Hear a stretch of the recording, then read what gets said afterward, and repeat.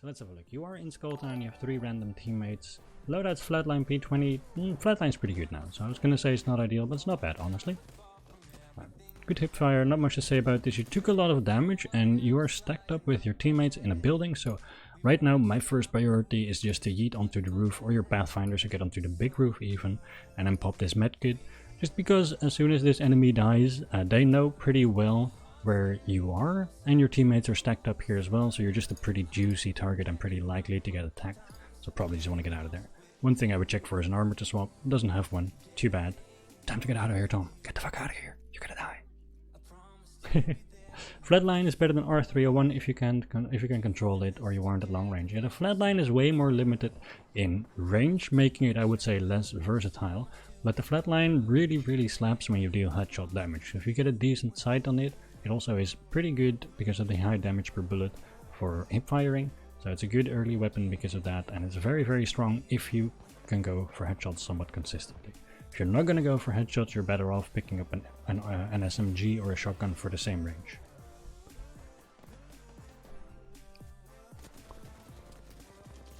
Alright, right here I don't like this. This is not a bad use of the flatline if you're in the mid game. But why is it not a good use of the flatline right now? Well, I'm gonna show you as soon as this starts right here. So, what is your situation? You've taken a little bit of armor damage, not too much. You still have 125 health. But, important part of this... What is up with my arrows today, chat? I'm just going to draw circles around everything here. Fat circle, that's fine. So you don't have armor heals. You don't have any heals, in fact. So right now, if you get into a battle where you deal poke damage and you or the enemies have to heal, then do more poke damage to try and force a way to engage, you're going to lose because you don't have heals, right? So you don't want to take poke damage. You want to flank around or take high ground because you have 2 weapons that are very limited in range and very strong at close range, then you want to just push up to their faces and force a close range battle where they cannot heal, so that's not against you. On top of that, 16 Peacekeeper bullets in total. You can do a lot with that, but you've got only, what is it, 20 flatline bullets? Something like that? 40, sorry. There's 40 flatline bullets, so 2 clips. So at this range, using 20 bullets to poke at this guy, who is then going to heal, is not worth your ammo. You're not going to be able to 1v3 with 20 flatline shots, which means you're about to be incredibly dependent on your Peacekeeper, which kind of sucks if you don't have heals, at least in my opinion. So I wouldn't waste the ammo on the poke damage here, because a poke fight isn't in your favor. So good aim, you did a lot more damage to them than they did to you, but sadly, because you don't have heals, it is still in your disadvantage. This is very good. It might seem a bit suicidal because I said the approach wasn't good, but like I said, you want to force a close range fight where nobody has time to heal. So as soon as you do this for early poke damage, and his aim was actually on point, so he did break the armor, you have to go push on it. It's a risk, I know it's a risk, but that's what you get when you get shitty loot at the start. Great shot, and he ends up finishing it up. So I wouldn't have started the fight the way he did, but the fact that he full sent it there was the right call. That was very good, otherwise he should have ran away. That was sweet, yes. A god indeed. Did I loop? Oh, I can hear my tummy. I need food. Alright, so you can see that there's people shooting from high ground. Good grapple, could have climbed this, but it's fine. And you overshot it, that's a bit of a shame. Guys, remember, if you're gonna play Pathfinder, grapple mechanics are important. So what you see him doing right, I believe he does this. I'm gonna paint it and I hope that I'm actually right. So what he does is he grapples up here and he wants to go far. So what he does is he holds his A key, A, which is movement to the left, right? Which is where he wants to swing. And then he moves his mouse like this, or if you're on console, your stick. And that way you slingshot yourself way farther. Now, if you don't want to go too far, even if you want to sling yourself high up to go faster or be harder to hit or see more, and you want to properly land on the high ground here, so see how he swings around the left? This is where you press crouch. If you press crouch, even when you're in mid-air, your momentum will decrease and you will start falling way faster.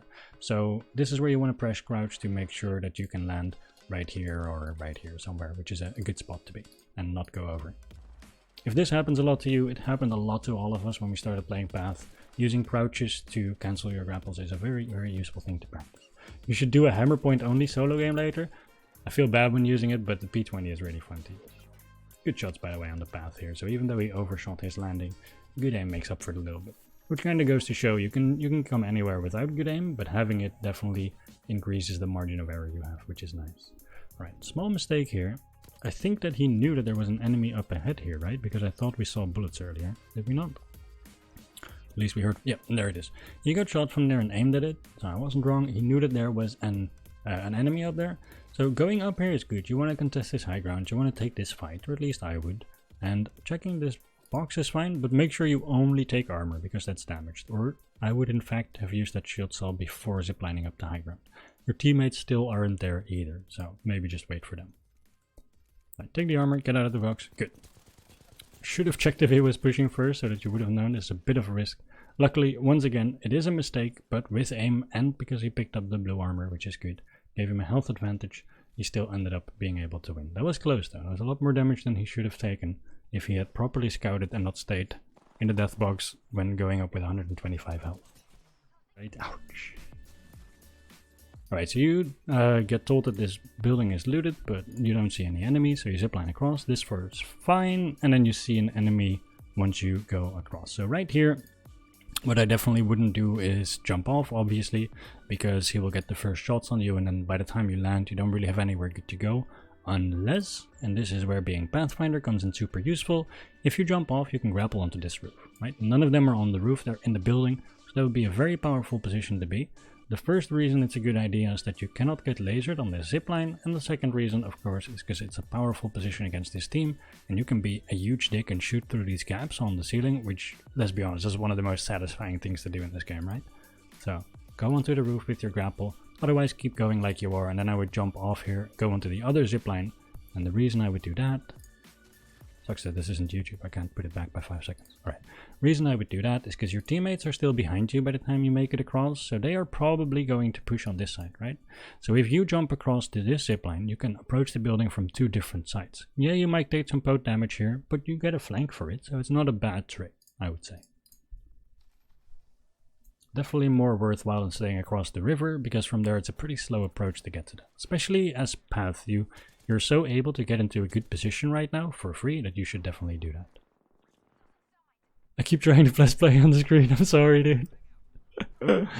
Oh, that's actually pretty funny. I could see myself doing that. Right, so now he does that, goes across. It's a bit too late. Now your teammate already took you out. A nice grapple there. Good little short grapple, that was good mech. He was too late so he didn't end up being part of the fight. But other than that, played it safe. Good grapple usage. I like it. I like it. Pretty solid move. But he scouted people up top and that's where good aim comes in. Alright, so this is something we talked a bit about earlier, which is target priority. So he goes up onto the roof and this guy is obviously standing still, not looking at him, and he's the only person you can see, so it's totally fine going for this person. You should go for headshots first, because he's ADS and barely moving, so you have the opportunity. Or in this case, you should go for upper neck, because you have a Havoc, which has a fair amount of vertical recoil in the first bullets, so if you shoot at the upper neck, it will shoot up to the head automatically. So, he gets a couple headshots, not quite enough because she was low health, but that's fine, and it's a free kill. And right here is the target priority that I wanted to talk about, and this play button is really in the way. But there's 2 people he ends up seeing here, and the main difference between these 2 people is the movement. This left guy is moving a lot, he's strafing left and right, he's going back and forth. They're fighting your teammates here and he's really using his movement to try and stay alive. This guy is pretty much standing still. So, the guy that's standing still, you want to punish for his lack of movement before he knows where you are. And Tom does that, he focuses the right person, so that person ends up going inside on 1 HP. And now you've got a 3v1 against this guy while the other guy is healing. So you can either choose to let your teammates deal with this guy, while you drop inside and go fuck up this other dude that you lasered, or you can 3v1 this guy, which I would do, and then it's a 3v1 once again against the dude inside. Either way, good target priority here, make this a very, very easy fight. And this is the right way to do it on what we were talking about earlier. If you have an information advantage, make sure you start the fight properly, make sure you hit those early shots. Which is what Tom did, and because of that, he absolutely dismantled this team. Very good play. Notice how he also kept high ground, by the way. He didn't drop off the roof, that's very good. Don't drop until you absolutely have to. Even small high grounds are very powerful. They'll help you hit headshots, they'll make you harder to hit. It's just easier to see stuff in general, it's very good. Alright, so they end up seeing... Oh yeah, I did look at a little bit of this fight because it ended up taking a really long time before this fight actually evolved from this stage of poking. So, what happened to catch you guys up? They made their way out from the spines area. They heard that these teams were fighting over here, and they made a call not to push because they had a strong position with a Watson and to wait to third party them, so they're presumably waiting for somebody to get downed. And that's not a bad call at all, especially if you look where the zone is. It's where they're holding right now, so for all of that is very good. There's two things that I dislike about it. The first is this position. You have cover, which is nice, the cover usage is great, but the position itself isn't good for a couple of reasons. First of all, this hill creates a high ground on your left, which means you cannot see anything on your left, which means that this team on the left, which was shooting the team in the house, you don't have any clue if they're pushing you or what they're doing or if they're dipping out. And of course, if they push up, they have high ground on you. And then on your right, it's a really open low ground, so it's not a safe place to retreat to. Now your path, so you can grapple onto the spines behind you, but it's obviously not the safest position to hold. And then the next thing is the fact that... That's not what I wanted. The fact that you're using your devotion to poke at this range. Now you can kill people at this range with the devotion, especially if they don't have full purple or blue armor, but it's not likely, and you're gonna need to really be confident in your recoil control. So right here, giving your position away by poking before somebody's armor is broken or one of them get downed or something is a bit of a waste, I would say. Especially since you're in such a risky position, I wouldn't want to give it away.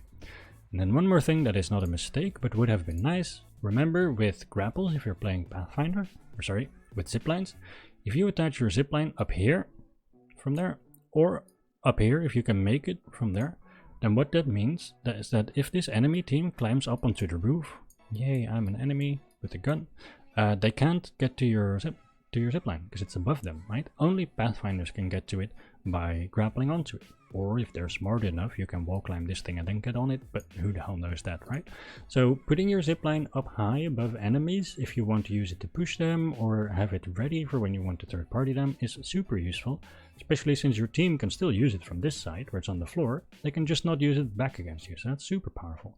Also, here it's not really the case, but if there is like if you're, let's say you're holding this side, right? Because you want to hold high ground, which means you have this wall behind the compound. Then you put your grapple up to the top of the wall, just like that.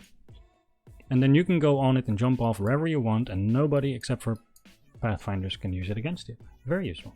So that really increases the power of an offensive zipline, because it means you can put it down and leave it there for 10 minutes and they cannot use it against you. It's very useful. Unless of course you put down the zipline and then pretend you're not here by not shooting and hope that they use it to go into you, but that seems unlikely. Right. One more thing I had to point out about this position, I went on a tangent about the zipline, I forgot the other thing I was going to say, is if you're gatekeeping this zone right here, so you've got this small zone, you know that the enemies are somewhere here and somewhere here on this house, right? As soon as they get towards the zone, either because it's coming in or because one of the teams die, they're going to get to this edge and to this edge, right? Probably, unless they rotate around. Either way, they're going to end up on this like north side of the zone. So if you want to gatekeep the zone, you should hold on this north side of the zone, as far up as you can. Maybe even out of the zone, as long as you have a defendable position that blocks their rotation into the zone, so that they're forced to either take damage to traverse against you, or take damage from the zone by holding there while you're standing there, right? So don't hold the back of the zone, hold the front of the zone, or right outside of it, depending on where you have cover, of course. Decent poke shots here. You've been in this position the entire time, and it is a weak position, so I'd be pretty concerned about getting pushed here. Your Watson does have traps on the left, but if you're out in the open, they're really not all that useful, to be honest. Especially not without an ultimate. I'd be looking to change up this position if you're not going to push. And honestly, I would have taken the top of the roof already with that zipline, because you can. And then if they push out, they have to sandwich themselves between you and your teammate. Your Pathfinder you can easily grapple out, so controlling that roof is pretty powerful, I would say. Because it's a slanted roof, so you don't have to take damage from the team on the left. If they're going for a death box, see if they're trying to get into the zone, because you're trying to gatekeep the zone, so you should really be looking at where they are and what they're doing. And then you would see them pushing down here. He luckily checks in time to see them, so that's very good. Lasers them. Nice play, alright. Lets his teammates know he's gonna push. He's gonna grapple in aggressively, I believe. Yeah, okay. He grapples in aggressively just like last time. Good grapple. Notice how he once again pressed A for left movement and moved his mouse a bit like this, so that he slingshotted himself around, went faster and farther, so that he's harder to hit, and he lands behind this truck in cover. So slingshotting yourself like that is very good. And then right here, if you engage with your grapple, you know that you're vulnerable for about 10 seconds. So whenever you're playing Pathfinder, teach yourself this natural rhythm of whenever you use your grapple, you play safe on a high ground or cover for about 10 seconds, because it's not that long. But you don't have the best hitbox, right? So if you make sure you're always safe when you don't have your grapple, you know that you can always be like, oh shit, I fucked up, and just grapple out of there when you need it. Another $1 from Slim. Just keep going, coach. Holy fucking, you're gonna make me flustered. I'm just gonna pretend I didn't see it, but also thank you. You are the best. That is awesome. All right. Did that just skip up ahead? Let me check real quick. Alright, so you get some decent damage here on the path. I'd be afraid of getting repeat here. They just got out of the zone and they're in a really tough spot between you and your enemy. So in situations like this, I expect the enemies to be desperate and desperation peak again. So I'd go on the roof of this truck here, because that means that they have no area around this truck which has cover for them. And you also have your teammates cutting off their escape to the building. So I wouldn't even take it for it being high ground, but just because if you're on this truck, there's nowhere they can go right here where they have cover other than back into the zone, which is then a very powerful position. And of course at this range with the devotion you should definitely hip fire for the increased strafe speed, especially if you're corner peeking. Alright, good shots, good aim. His aim has improved a lot as well, by the way, which makes me very happy. This dude is practicing well. Yeah, for those of you that weren't there at the start and didn't know, in both Discords, there's a guy that goes by the name God or Tom. That's this guy. He, there we go. With good aim, he finishes it up. Great place there. Really good grapple usage. Bit bad on the pokes and the zone control. Recoil control is great there, exactly. So I met Tom a couple weeks ago, and he's been improving very steadily ever since. He's now a trial coach, also helping other people with the things he's practicing and teaching it to others. Very nice guy. If you ever see him in the Discord, definitely recommend. Give him a fat thumbs up. He's a good dude.